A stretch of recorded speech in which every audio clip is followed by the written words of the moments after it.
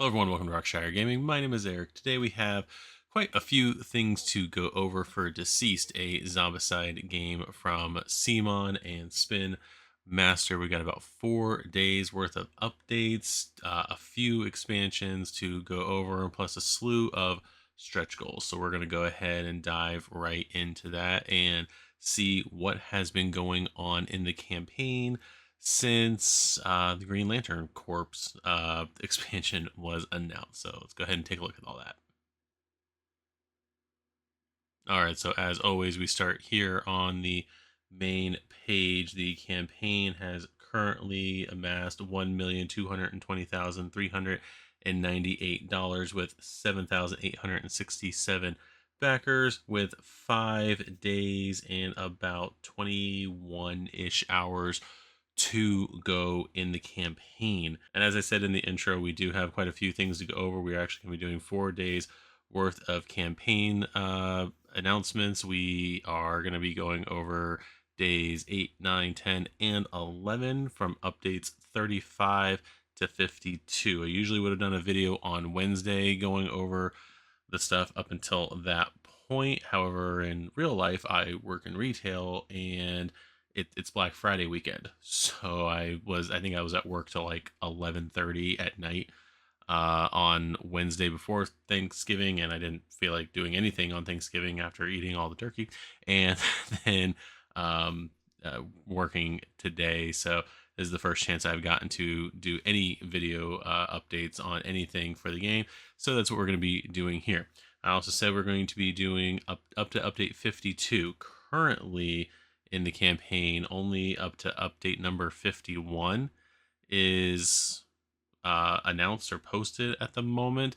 According to the money amount right there, we have hit the goal for unlocking the next stretch goal. So that'll be update number 52 when they finally post that. But I think they're letting that $1,000 buffer go through. So hopefully after I talk about all these other updates, we will that update will be out by that point. So we'll see it at the very end of the video here. So as far as all that goes, if you are enjoying these update videos and want to know when all the next ones are coming out, go ahead and hit the notification bell and subscribe to the channel. Help us out a lot. We've got quite a few new recent subscribers during this series, and I'd like to thank all you guys for subscribing to the channel.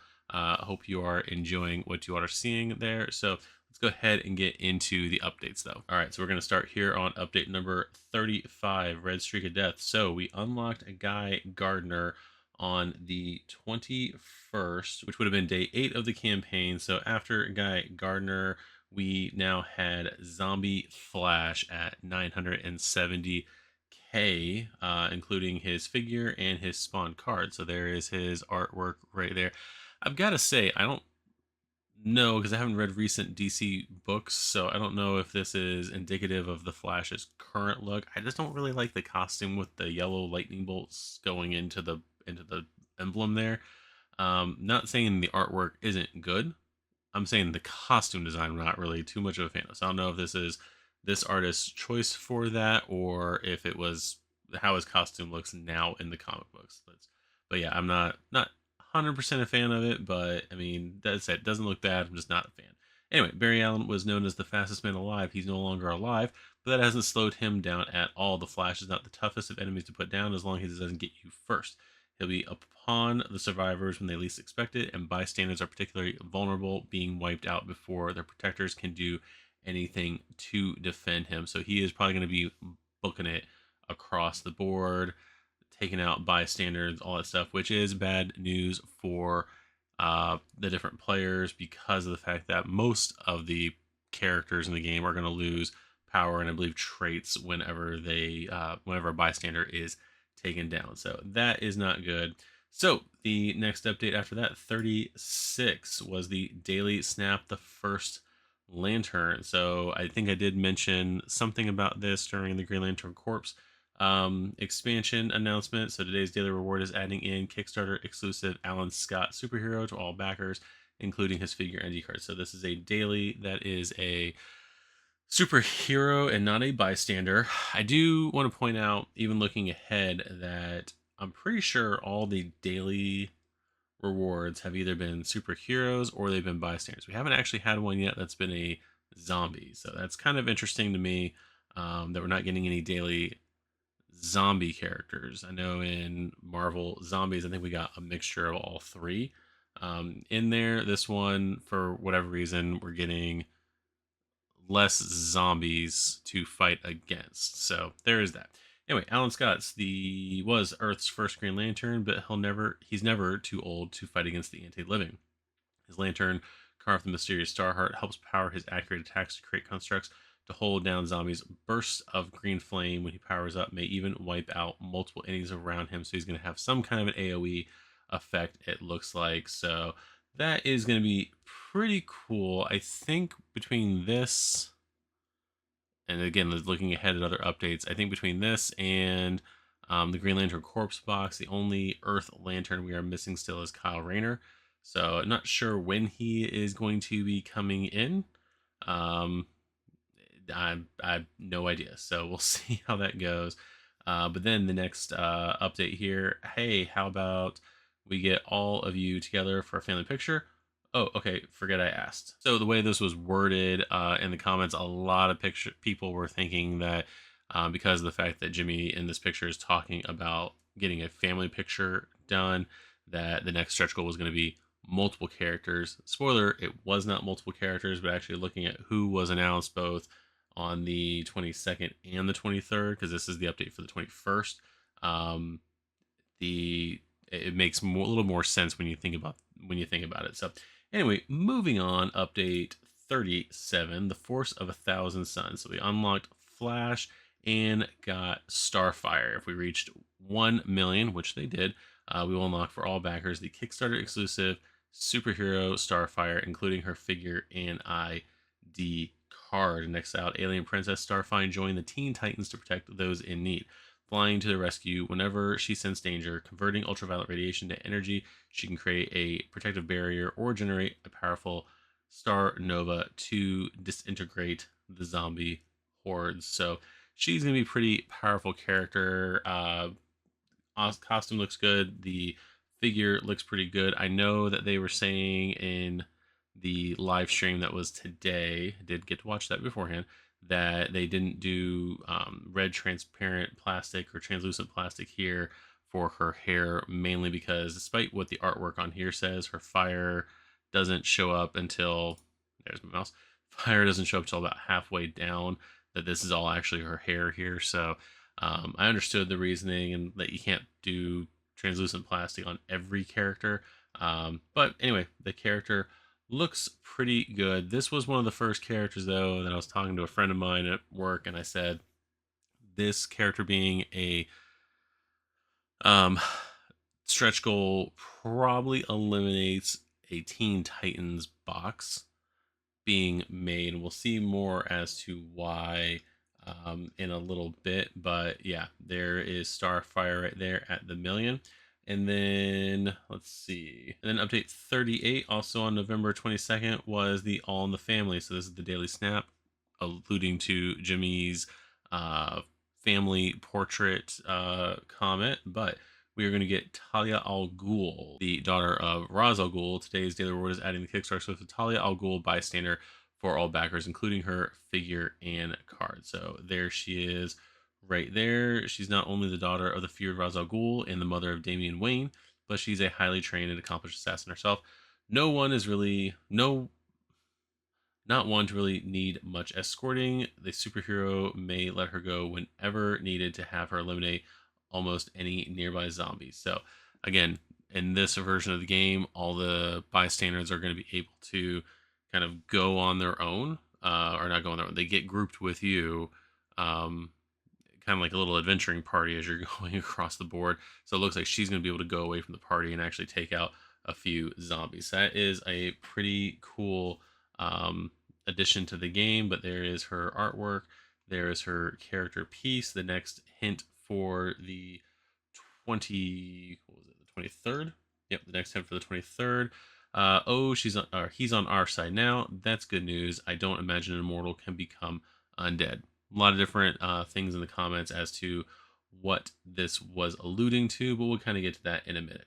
Next, on the 22nd, right after again the Daily Snap and Starfire had been announced, was the expansion that was announced on Wednesday. That I would have made a video about this, but again, work stuff got in the way. I didn't get home till super late, and had basically crashed when I got home, so wasn't able to make the video. But we're gonna get the Shadow Pact. As the anti-living virus spreads across the world, the only hope for humanity may lie in the occult. Into the Shadow Pact, a group of supernatural heroes wielding mystic powers against the anti-living hordes. When things go from bad to worse, with the appearance of the demon Trigon, hell-bent on collecting the souls of both the living and the unliving, it will take some kind of magic to stop him. So it's a $45 expansion. I kind of called this one in my prediction video. If you go back and look at the Dev Diary 5 video, and I added a bunch of predictions to that. Sorry for the chair. There were, I think I got everyone in this box either in the box or a couple stragglers outside of the box. The only thing I thought would also possibly be in here would be Swamp Thing, and he was not in here. But we'll kind of get into who is in the box and who isn't. I'm also glad they went with the title Shadow Pact for the team and not calling this like the Dead Planet expansion, because this is coming from I guess the B plot of the Dead Planet miniseries in DCeased, where Trigon is upset that no souls are going to hell because everything's stuck in a anti-living state on Earth. So he basically comes to start murdering people, and Constantine gathers a bunch of artifacts in order to stop him. So that is what this expansion is going to be. So let's go ahead and take a look at that. So this expansion is going to be $45. Going to contain 9 character figures, 12 Hellfire tokens, 6 ID cards, 1 spawn card, 6 action cards, 6 equipment cards, 3 bystander cards, and 4 missions. No extra tiles to play on, but we are going to get those extra missions at the very least, which is always good. But there is the group shot of everything there. Let's see, $45 Shadow Pact is Kickstarter exclusive expansion, bringing a group of supernatural characters to the battle against the anti-life. From sorcerers to demons, these superheroes bring all sorts of unique magic powers to bear against the hordes over the course of 4 new missions. But the biggest threat of all is that gigantic Trigon, spreading deadly hellfire across the board and collecting the souls of the fallen or to empower himself. This will certainly be a hell of a challenge. Shadowpact expansion comes with all these things. So Constantine, Zatanna, Dr. Fate, I called them all for this expansion. Blue Devil, figured he would be a stretch goal. Enchantress is the only one I did not throw in there. And then Etrigan also as a superhero. And then Trigon as the oversized, basically challenge mode, red figured enemy in there. Also got Jason Blood, Detective Chimp as bystanders, and then all the other things I had mentioned before. So this kind of goes over what each character does. Cynical as they come, John Constantine may be a sorcerer and a cult detective, but he's no hero and only begrudgingly joins the fight to save the world, always with a lighter on hand. His powers of pyrokinesis can emulate an entire zone worth of zombies. He may also teleport himself and others of safety to make them invisible, so the undead can't find them. So being able to hide other characters, being able to move across the board, and then big giant AoE into a zone. What's not to like about them? Artwork is also pretty fantastic in there. Also got the painted version of that, so that's pretty cool. Like that very much. I wish I could paint object source lighting nearly that good. I got to practice on quite a few things before I paint anything recent. We also got Zatanna there. Don't let appearances fool you. Zatanna is not just a stage performer, but one of the greatest magic users in the universe. She can draw not only rabbits from her hat, but also new heroic traits for anybody. She casts spells by speaking words and sentences backwards. So by casting Rithu, which is Wither, she can reduce brutes and runners to mere walkers, or was it Restore can heal several heroes. So she's going to have a heal. That's going to be great for That for some reason people were upset that there was no fish nets on the figure, and I don't think there needed to be. But there is her figure right there. Next is going to be Blue Devil, again a character that I figured would be in the game. I didn't think he'd be in the expansion itself, but I'm glad he is here. Daniel Cassidy sold his soul to the devil so that he might save others, becoming the Blue Devil. His demonic resilience makes him extremely tough with extra health and the ability to ignore some wounds. Wielding the Devil's Trident, he can strike at a distance and siphon the souls of powerful targets to give himself power. So that's going to be cool that he's going to be able to basically attack enemies and power himself up to do other attacks. So that's going to be a pretty cool character. There is his figure right there. I am loving every bit of that. It's a very cool design.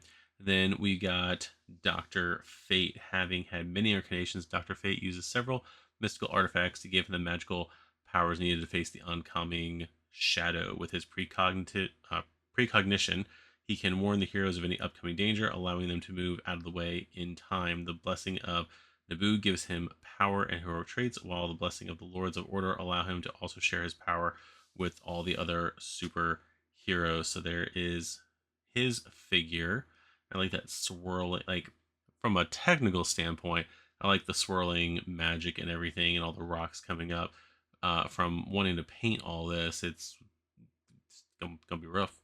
Gonna be rough right there. Then we got the Enchantress. When June Moon was possessed by an interdimensional witch, she became the powerful, the mentally unstable enchantress. She is able to momentarily possess others, making enemies or bystanders move away. That's pretty good. Enchantress can also create a pool of consuming shadow capable of destroying any heroic or any horde zombie falling into it. Most troubling, she can use necromancy to turn defeated zombie heroes into her personal cadre of shambling companions that can be sacrificed to protect her. That's gonna be interesting. It's gonna be interesting how that works. There's her figure right there. Again, I like the clear fire effects are one thing. I don't know what it is. So like this looks like magic energy with the clear plastic on there. As soon as we get to the painting part of it, though the painting is done well, it just looks like slime to me. I don't know why. Like it looks like a slime texture and not like a fire energy texture anymore. So though again, technically wise, the paint job looks phenomenal. That's just what I thought about that. They also decided apparently to go with the green plastic mainly because they knew that this was going to be um, two pieces anyway, the way it's made. So they just went decided to go ahead and put that plastic in there. So that's pretty cool. Then we got Etrigan, is a demon bound to Jason Blood, who's also a bystander. Despite his violent nature, he fights for the side of good, extremely tough. He can cast explosions of hellfire to consume the entire horde. Attacking with his full demonic might, he is able to take on the strongest of zombie heroes, and the more he is wounded, the more his rage grants him power and extra action. So basically, you beat him up, and he powers up even more. So that is pretty good there. Trigun, when the anti-life virus with the anti-life virus, keeping anybody from truly dying, instead turning them into the anti-living. No more souls are going to hell. Take that as you will.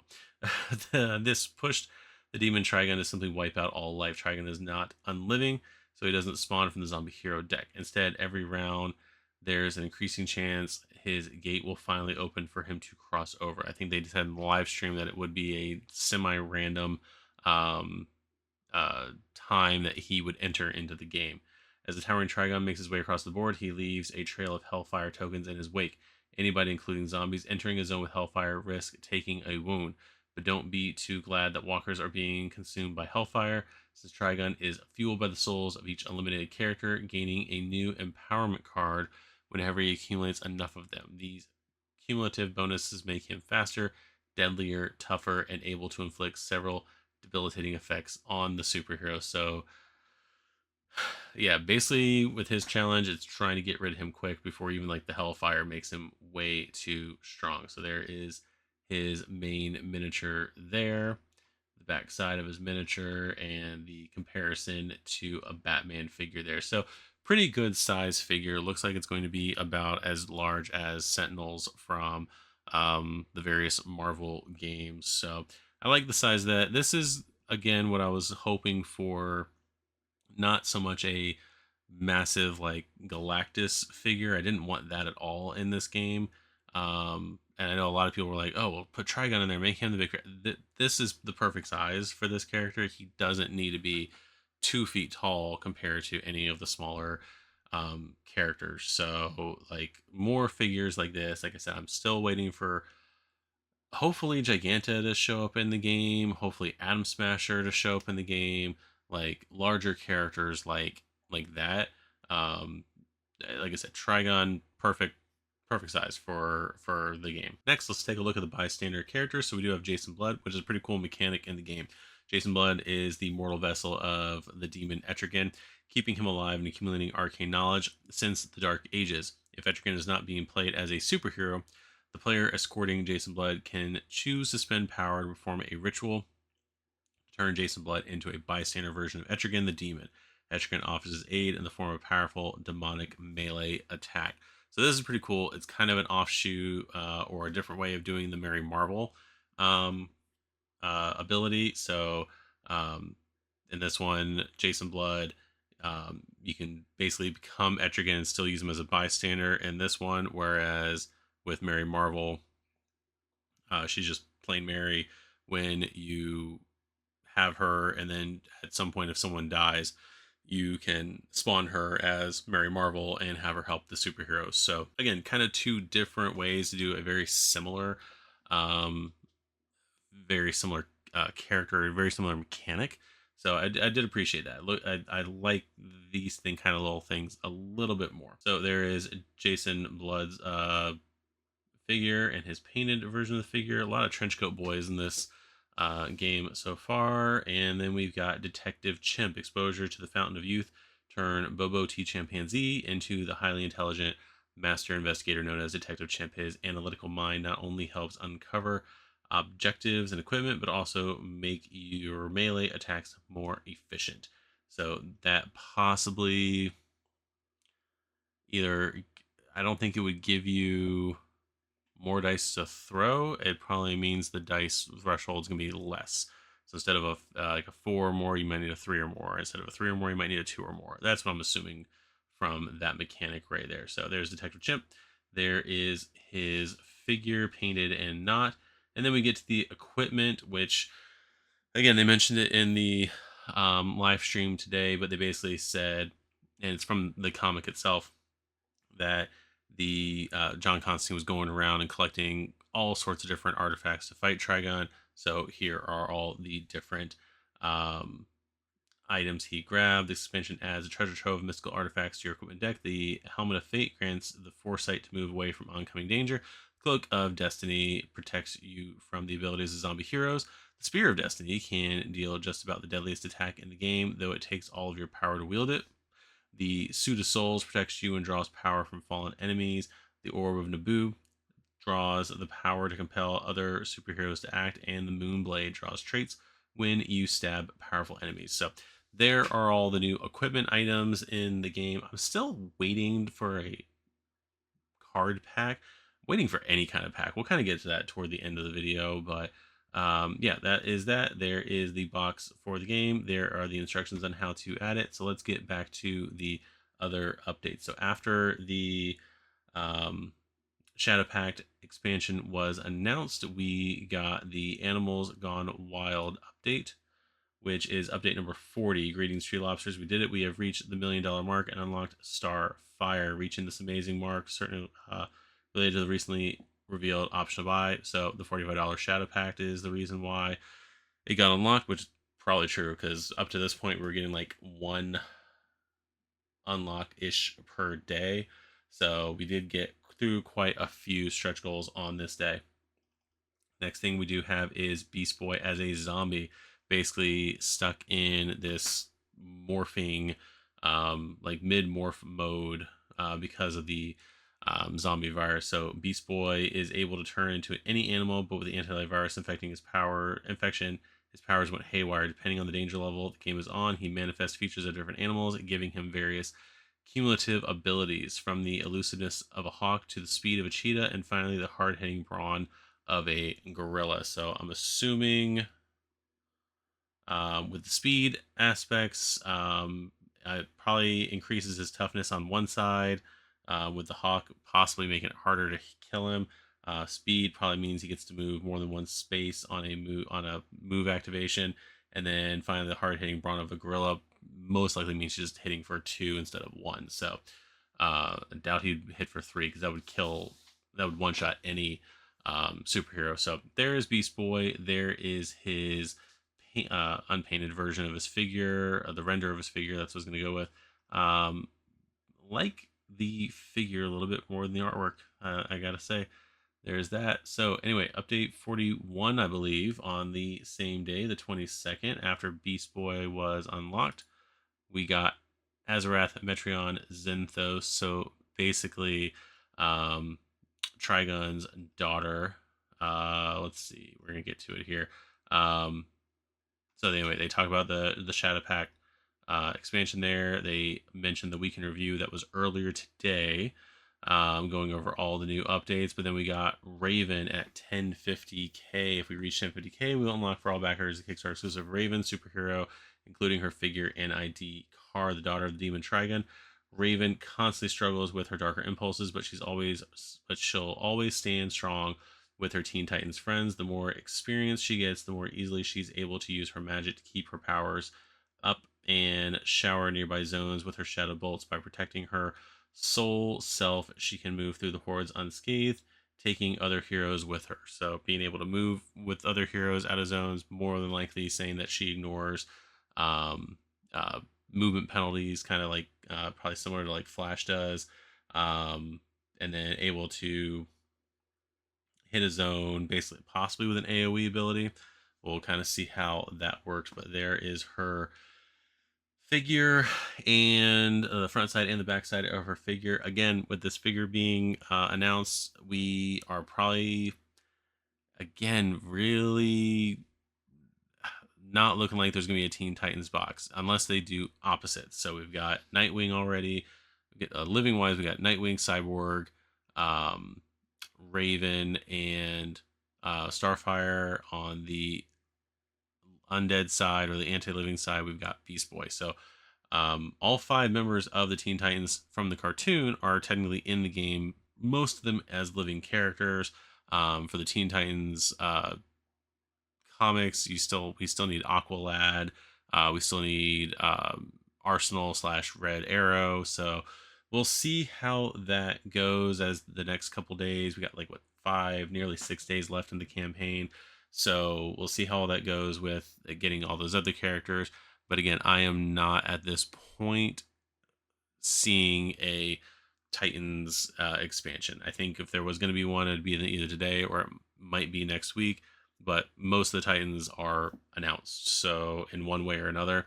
So yeah, there's that. Next update, again on the 22nd of November, we've got Fade to Black. Greetings, Tree Lobsters. Raven has been unleashed, which spells disaster for the anti-living. I see the next stretch goal and want to paint it black. So at 1070k, we got Zombie Black Adam. He was a saver of Kondak, but the anti-life turned him into the destroyer of the world, which was a thing in the comic. This immensely powerful superhero will be one of the toughest obstacles that survivors will need to face. With his lightning powers completely unleashed, Black Adam blasts all superheroes in his line of sight each time he activates, no matter how far they may be. So he might be 3 tiles over, like on a 3x3 board, and you're gonna get hit by him if you're in his line of sight in any way. So yeah, there is Black Adam right there. There is his figure. Looks pretty good. And I do have to go back and look. I feel like I'm glancing at my spreadsheet that I've made, which I'll probably show at the end of this, kind of see where I'm at with everything. But outside of somebody being announced for an expansion, having a Kickstarter exclusive version that also comes with that expansion, Black Adam, I'm pretty sure, is the first and, as far as I can tell, only character in the game that has both a living and a anti-living version that were both stretch goals. I think everybody else is either a stretch goal or a daily, and then their other version is in a box somewhere in a either the core or in an expansion. Um, yeah, it's very interesting how that goes. So yeah, Black Adam, as far as I can tell, only character that both versions of the character are completely stretch goals in the game. So he's, yeah, pretty unique in that regard. Let's go ahead and take the look at a next update, which is a character that I did not think was going to be in the game after she was announced in another expansion. So update number 43, the Prodigal Daughter returns.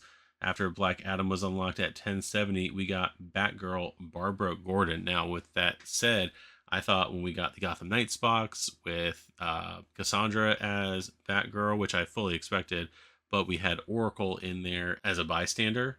I did not think we were going to get Barbara Gordon as Batgirl, but we absolutely did. There she is in her Batgirl costume. This also makes me wonder if this character at some point in development was supposed to be in the Gotham Knights box, and that's who we see on the cover. Because again, if you remember correctly, there's artwork on there that shows that that Batwoman was the figure was colored to look like the Batgirl costume, and they changed it afterward, I believe. So yeah, they that she could have been in that box. We'll never know 100%, but at least we're getting her in the games. Before she was put in a wheelchair by the Joker and took on the Oracle persona, Barbara Gordon was the crime-fighting Batgirl. As an expert in the use of her Bat gadgets, she makes the most use of them. Learning from both Jim Gordon and Batman, she knows how to strategize and prepare for the challenges ahead. If she can bide her time and go last, she's able to perform extremely effective turns. So she gets some kind of bonuses and whatnot from being last in the game. I think there's some characters or cards or something like that that do that in the core box. And then there's other characters throughout the game that also get some bonus depending on where they fall in turn order. So I think that's kind of an interesting mechanic as well. I don't know if that's in another superhero game because I haven't gotten to play it yet. Thanksgiving's a weird time. But regardless, we've got Batgirl here not unlocked, but announced. So that was the announcement for day 10, which was 11/23. The next update we got was the Demon's Head. So let's see. This is for the 23rd right here.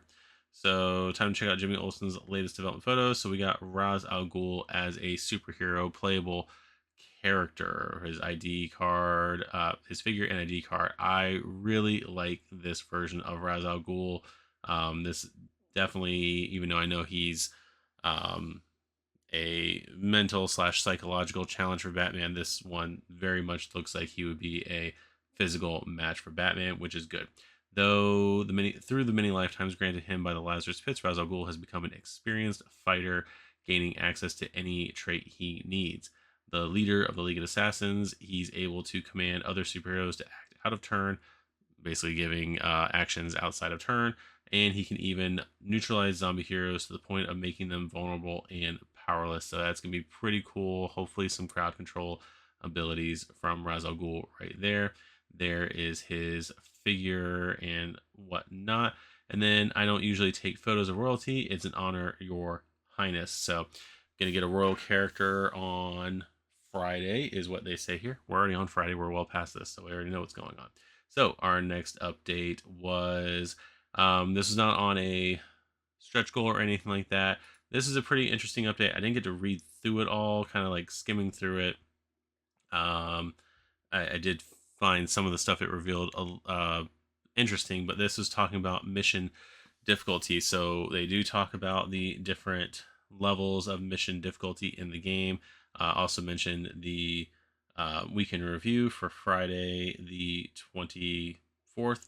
Anyway, so superheroes and villains fighting off anti-life bystanders waiting to be rescued, equipment to be discovered, all fun aspects of their own, but missions in Zombicide are what give you your goal, your purpose, and today I'd like to take a bit of time to discuss the varying ways these are incorporated into DCeased.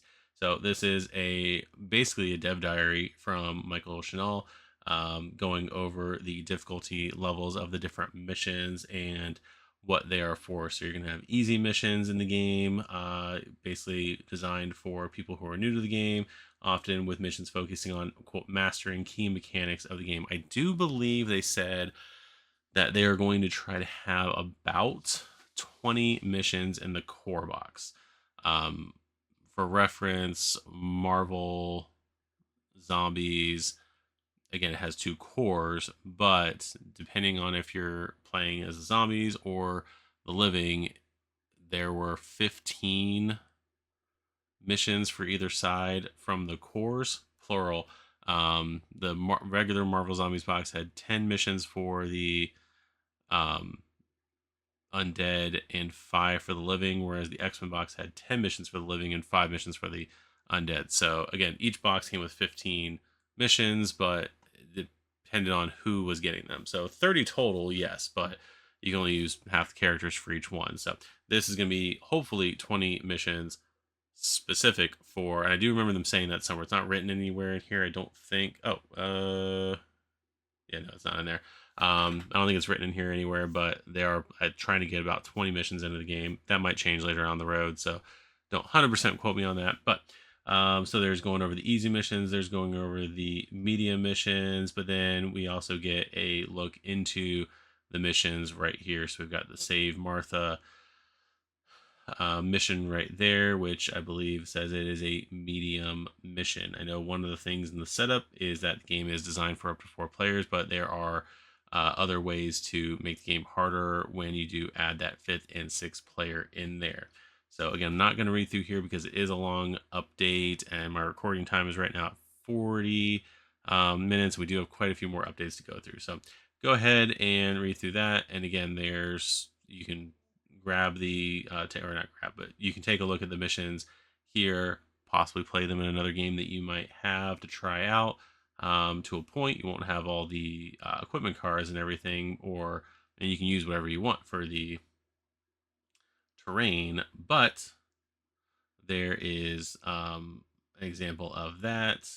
Example of a hard mission right here, Metropolis Under Siege, and then a nightmare mode mission with the infected Man of Steel. I'm pretty sure these are all 3 missions that Board Game Co. also went through.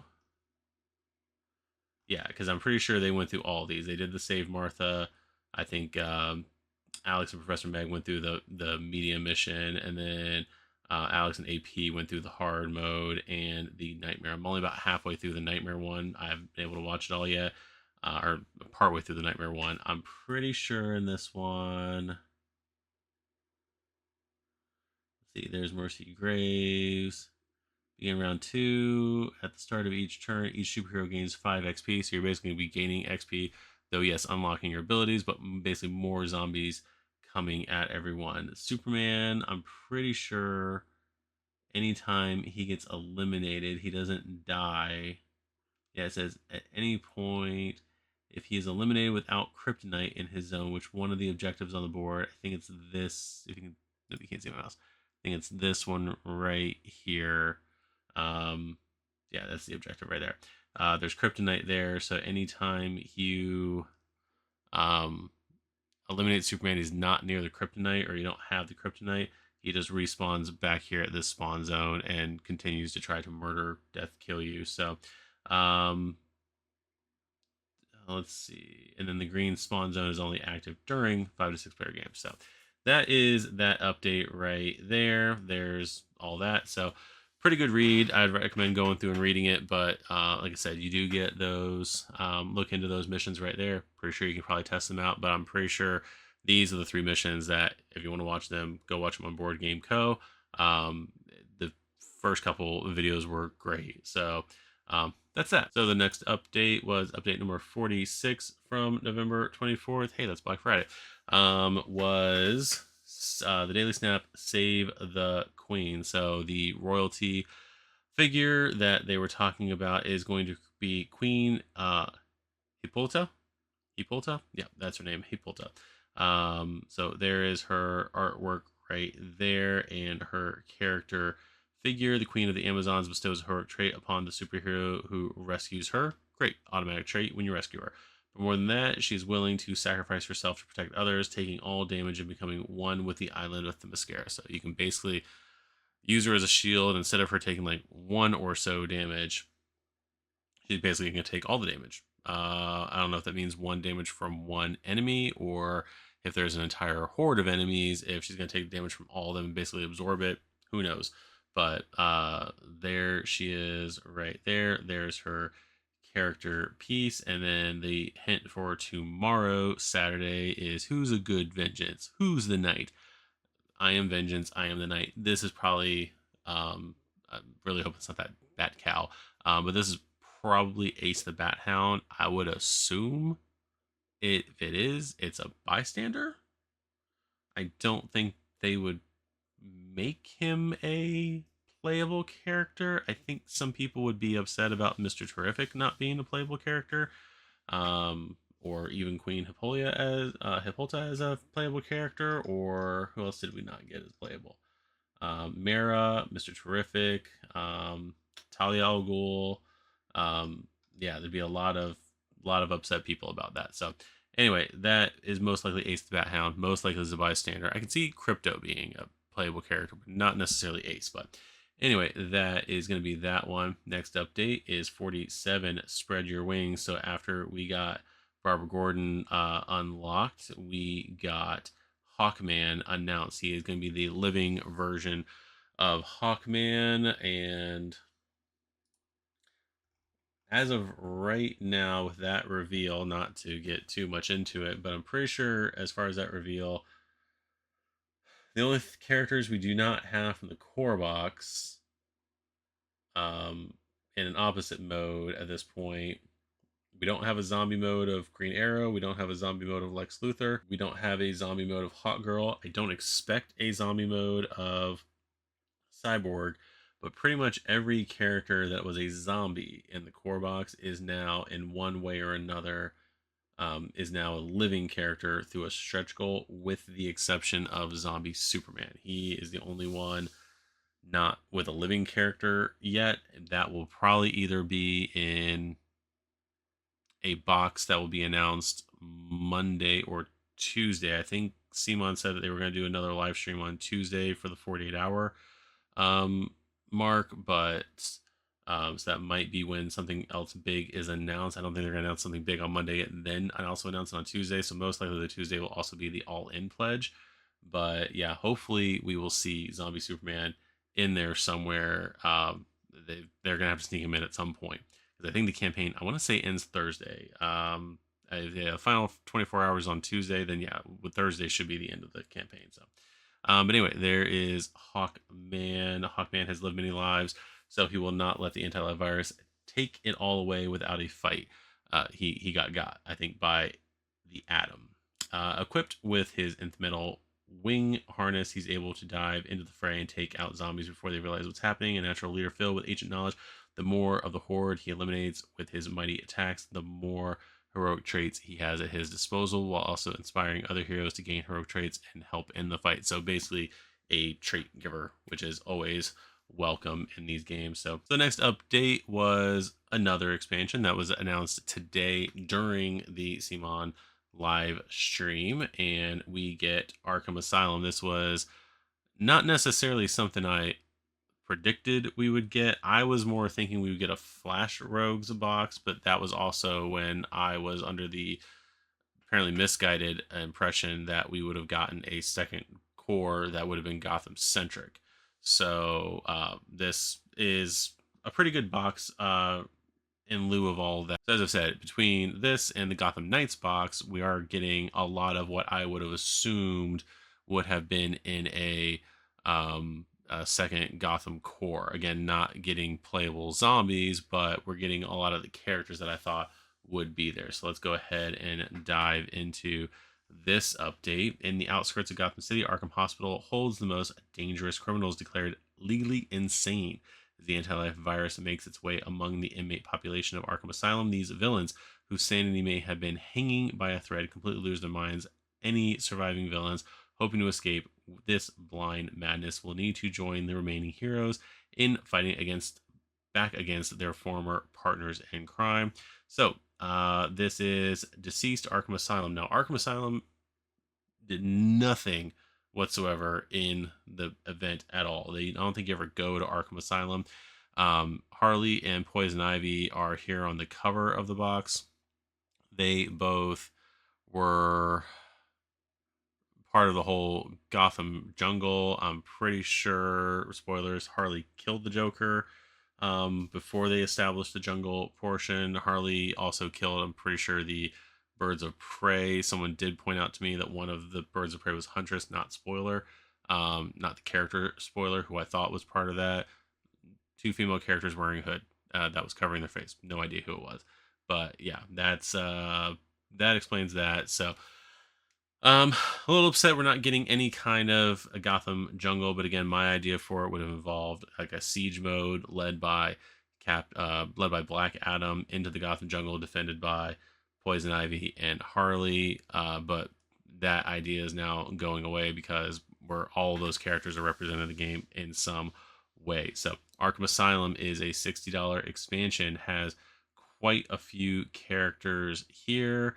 6 living heroes, 6 undead characters, 4 different bystanders, some new in zombie characters right here that spawn, as well as some extras that you get if you back through the Kickstarter and not waiting for retail. Most of the boxes in this are actually all Kickstarter exclusive. It's not like Marvel Zombies where they all had a Kickstarter exclusive version and they were all going to retail. All the stuff looks like it's going for Kickstarter exclusive. So yeah, let's go ahead and take a look at all this. We're going to be getting there's let's see, main thing I want to see here, especially since it's not only their former accomplices, they are now undead, but also the hulking Titan infused inmates.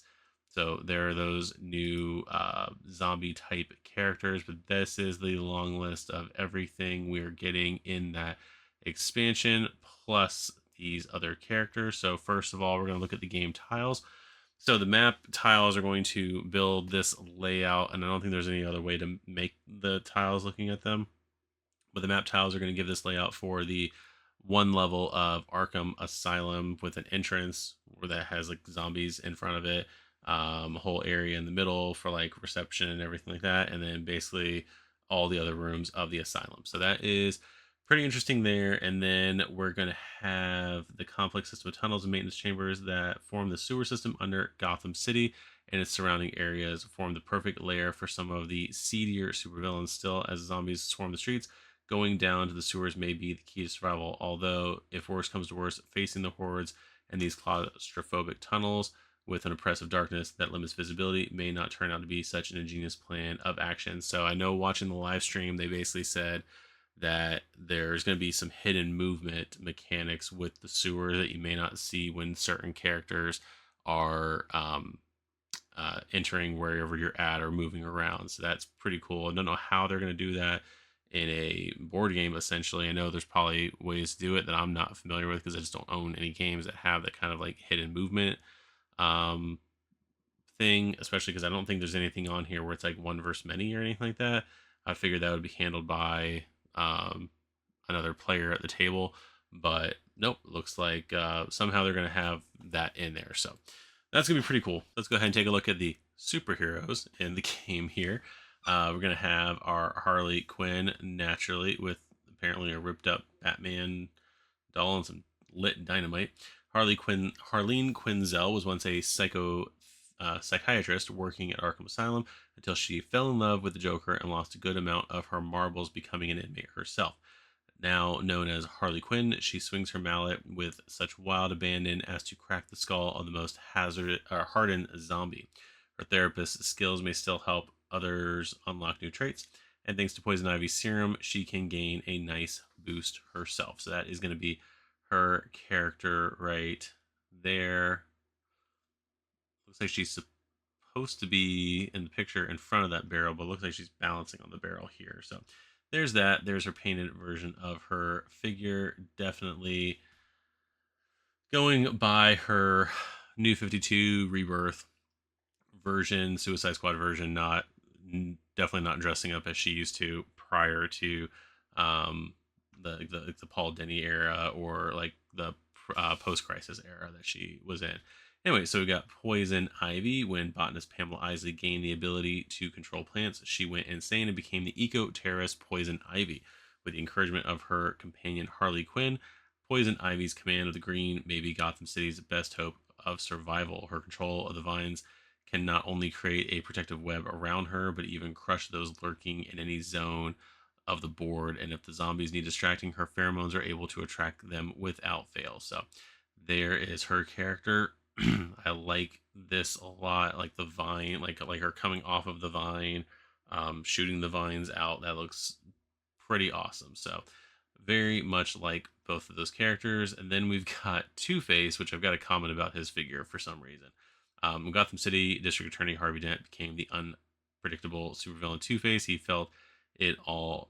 He left it all a chance. Whether he goes on to move or on the offensive is always 50-50, hanging on the flip of a coin. Though when fate has made its decision, he goes all in, discarding heroic traits to roll extra dice and limiting zombies as he powers up. Gambling with himself, he may call his coin flip eliminating enemy if he gets it right. So there's no actual like coin flip. They didn't put a coin in the game, which that would have been kind of interesting if they would have. But anyway, there's that. I don't know what it is about the figure, the way that the render is down here, and I really hope it makes it to retail this way. For some reason, the figure to me looks like Pat Sajak. I don't know why, but it looks like the host of Wheel of Fortune. So there is that. Not a little bit here, but definitely more up here. So anyway, there's that. Then we got Mr. Freeze, who I thought his like the glass dome on the figure was broken. Looking at the other ones, but I think they just like have to where it's like cold coming up out of him. They don't put like a bubble around his head, which is probably for the better. But Victor Freeze lost his mind while trying to revive his cryogenically frozen wife, thus becoming Mr. Freeze. Using his freeze ray, he can stop walkers cold on their tracks. His cold heart is unaffected by bystanders being eliminated, going so far as to eliminate them to keep the unliving at bay. He can then unleash his freeze ray either to put down distant targets or to stop an immediate attack. So hopefully more crowd control from him. But yeah, that figure looks pretty good. I like it a lot. Um, Definitely not Arnold Schwarzenegger inspired. So there's that. Then we got Bane. Bane's an interesting one, kind of like Black Adam, where he only appears in, where Black Adam only appears in stretch goals. I realized Bane only appears in random expansions. Whereas you have like some characters who, like Sinestro, who is in Green Lantern Corps box as a zombie, and then also has an exclusive living version in the same box if you buy it through the Kickstarter. Bane is here and he is in the Unkillables box. So he's not in a core, he's not in a stretch goal, he's not doesn't have both versions in one box. He's spread out all over the place. So while certainly mentally unstable, Bane's tactical genius and prodigious physical strength augmented by the Venom drug make him a powerful ally for the living. Tougher than regular superheroes, he may be able to crush any enemy as he considers their toughness to be lower. So basically, he's lowering toughness of characters, which would be good against Superman. If he needs to pick me up, his Venom injectors pump him with power or extra health, so he can charge into the horde. So there is his character right there. I don't know whose arm he's supposed to have there, and I don't remember during the live stream if they said whose that arm was. But yeah, that is Bane right there. So that'll be interesting to play as him. And then we've got Hush, Tommy Elliott from the comic book series Hush. Very good storyline if you have not read the original. Tommy Elliott was best friends with Bruce Wayne in their childhood. However, he grew up to become one of Batman's greatest enemies. Blinded by revenge, blaming the Waynes for ruining his life. An expert marksman, he can pick out his targets and almost never misses.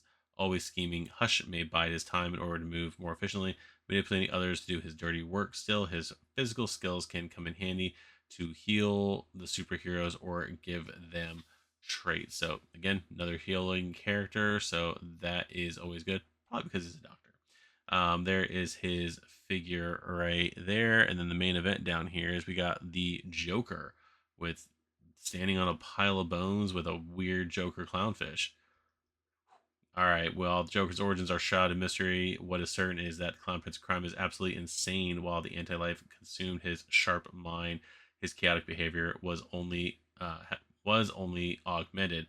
His disturbing presence alone prevents superheroes from using heroic traits. So that's gonna suck not being able to have heroic traits when you're around him. So there is his figure. Then we got Killer Croc, a combination of a birth defect and genetic experimentations turned Waylon Jones into the fearsome reptilian supervillain Killer Croc, a tough zombie to stumble upon in the sewers. Hey, there's sewers in the game.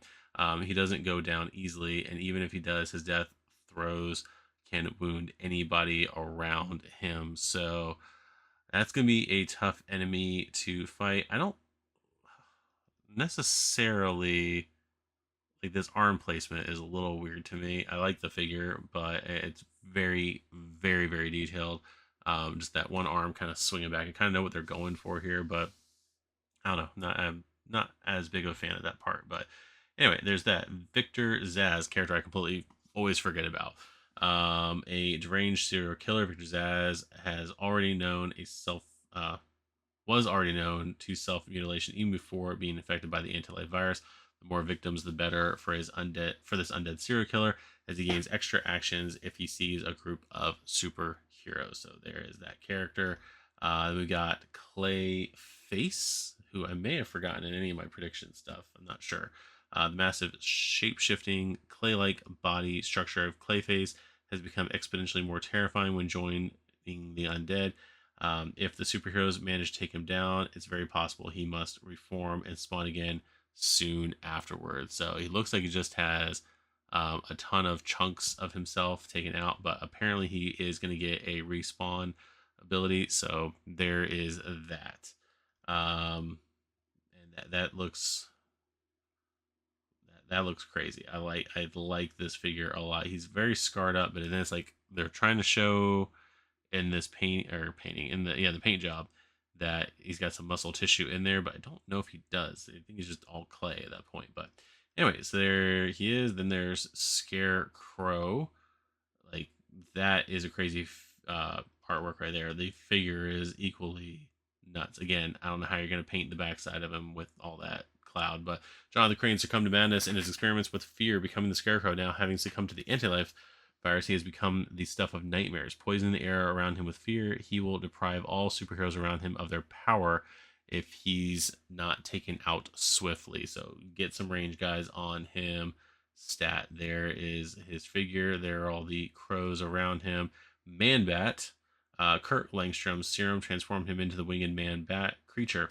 While in life he may have tried to resist his monstrous nature, the unliving man-bat embraced it, immediately swooping onto the closest bystander to take them out unless the defending superhero uses their power. So basically have to waste power to make sure that bystanders that you have aren't just getting murdered left and right. So there is his figure 2. I like this one. The roof ending here is a little bit weird to me, but I understand the need for it. But anyway, so there the character. We are getting a new horde zombie, which looks to me like combining Bane's venom with elements of poison ivy's plants.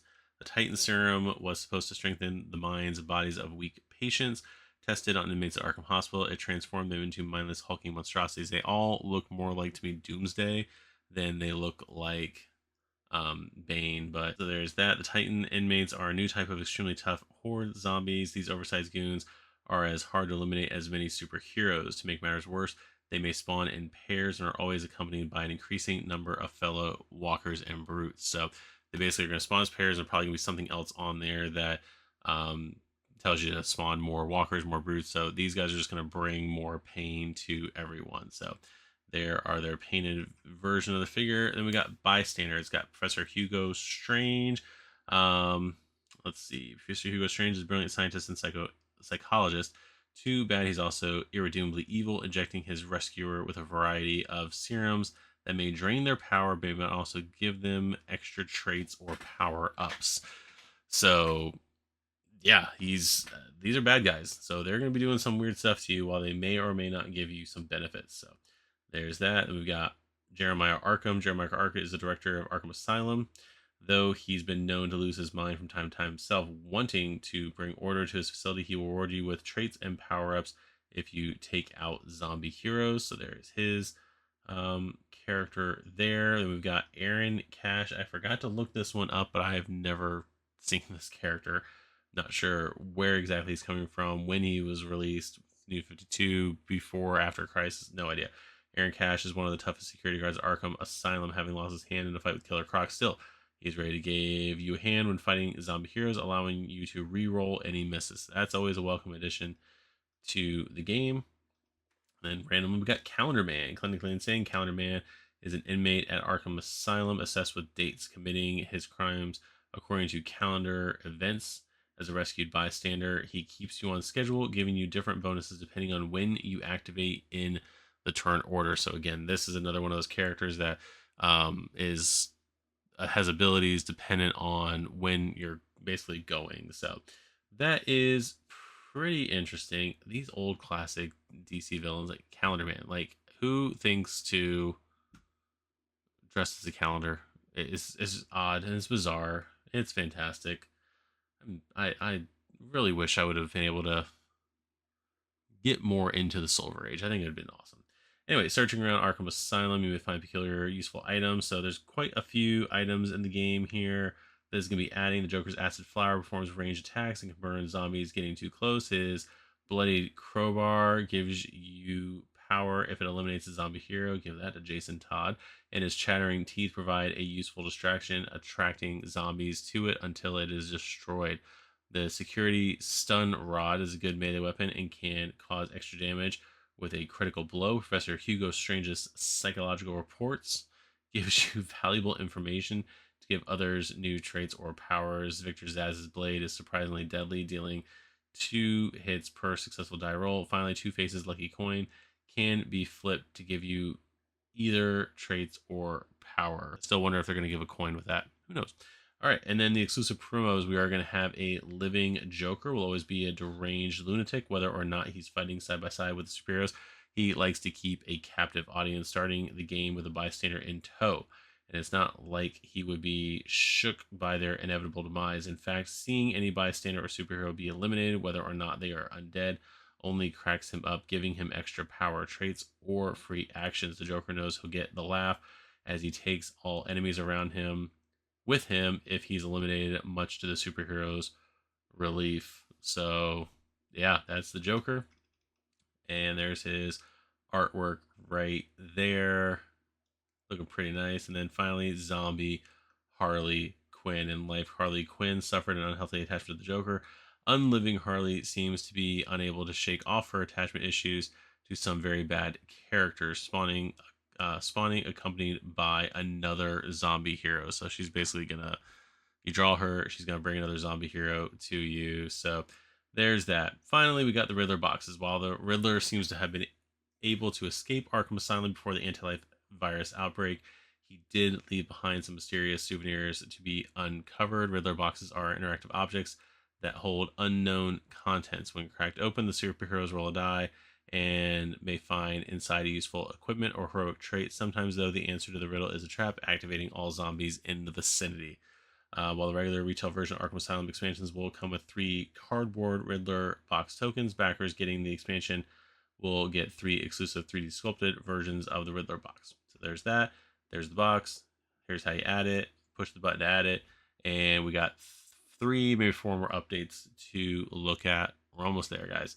All right, so Died on the Vine. So after the expansion was announced and after the live stream was over and they put everything out, Hawkman was easily unlocked, and we got Poison Ivy. So going along with the Arkham Asylum box, we then get the undead or unliving, anti-living version of Poison Ivy. There's all that, those thorns just turning into prickly mess.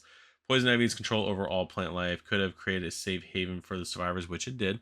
But having been taken by the anti-life virus, she becomes a thorn in the way of the heroes. Where she falls, her thorny vines grow, creating a thorny jungle of vines that will severely limit the superheroes unless they make the effort to prune it out. There's no tokens that she's giving. So yeah, it's interesting to me because Harley and Poison Ivy did not succumb to the virus during the comics. So again, it's interesting the liberties they're taking with which characters get what and where. So anyway, next update right after Poison Ivy, we've got the nuclear solution. So once Ivy was quickly unlocked, we got for 1190k Firestorm. He did make a few appearances in the first book. Having Firestorm is a living nuclear reactor or reaction. Fueled by immense power, his molecular blasts are able to pulverize the horde over a wide blast radius, and the mere act of him powering up not only fills him with power, but sets nearby zombies ablaze. Meanwhile, his Matrix memory recall grants him access to almost any heroic trait he might need. So basically going through the deck and hunting down heroic traits. That's going to be pretty cool. I like how they were able to basically design the character so that we could have the fire effects that he would have to have. So that is a pretty cool figure right there. I like it a lot. After Firestorm was announced, we got Hell Freezes Over. So kind of going back to that fire and ice theme. We unlocked at 1220, which was right when I started this video. If we reach 1220k, we'll unlock for all backers the Kickstarter exclusive Mr. Freeze zombie hero, including his figure and spawn card. When Dr. Victor Freeze succumbed to the infection, he lost control of his freezing apparatus. Now, Mr. Freeze runs around freezing everything in his wake. Superheroes will need all the power then can muster to simply take a step when near him. Superheroes will need to take all the power they can muster to simply take a step when near him. So basically having to use power to move. If they get too close, they'll simply be frozen solid. So there is that. There is no next button here. Let's do this live while we're here. Did you update it all? Yes. So we got a few more thousand. So what do we got? Update 52 from dusk to dust. So let's click on that. And that was still on the 24th. So we're still on our thing. I'm recording this right now on the 25th, but it's because I've been taking too long to do this video. Anyway, so we got Terra. So another Titans character, technically. If we reach 1250, we will unlock for all backers the Kickstarter exclusive Terra superhero, including her figure and ID card. Terra's geokinetic powers have served the Teen Titans very well in the past. Now they come in handy to crush zombies into dust. She can keep the anti-life army at bay by raising a shard wall to impale anybody who gets too close. In desperate situations, Terra may summon a landslide to completely bury an entire horde. So, nope. So there is her character right there. I do like this rocky arm and punch thing that she's got going on there. So very cool figure. So yeah, very satisfied with all the figures we have gotten. I'll have to add Terra to my list here. We'll go back to the main page right here. So we're fitting the video. We did get an additional 2,000 right there. I don't know how many backers, but we are at just under 6 days left in the campaign. Now, normally this is the part of the video where I kind of go over money and all this other stuff and how much things have made, this, that, and the other. Suffice it to say, as far as the money amount goes, when comparing it to Zombicide games, like I said, it is on the lower side. There's only 2 older Zombicide campaigns that this campaign is beating currently. Comparison wise, I'm still more so looking at Marvel United 1, which at this point on day 12, they had gotten to the 1240k mark, unlocking a Koei. We're literally $20,000 below that still, technically, as I'm going over this all on day 11. But there is that right there. So that's the main direct comparison that can be made for this game. Again, I'm not dwelling on how much money this made, how many backers, this, that, and the other.